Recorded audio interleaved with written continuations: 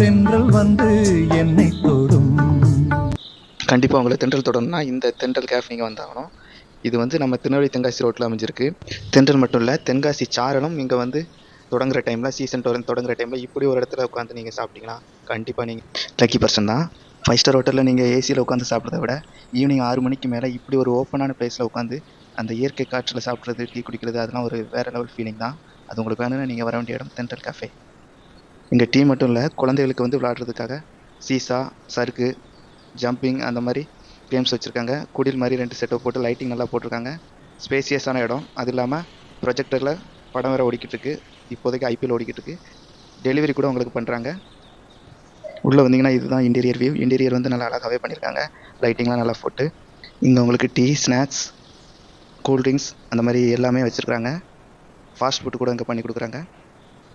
அது மட்டும் இல்லாமல் ஐஸ்கிரீம் இருக்குது, ஜூஸ் ஐட்டம் கூட இருக்குது, ஃப்ரெஷ் ஜூஸ் கூட வாங்கிக்கலாம். கேக்ஸ், பிஸ்கெட் அந்த மாதிரி எல்லாமே இருக்குது. அது மட்டும் இல்லாமல் பெரியவங்களுக்கும் ஒரு 2 கேம் வச்சுருக்குறாங்க விளாடுற மாதிரி.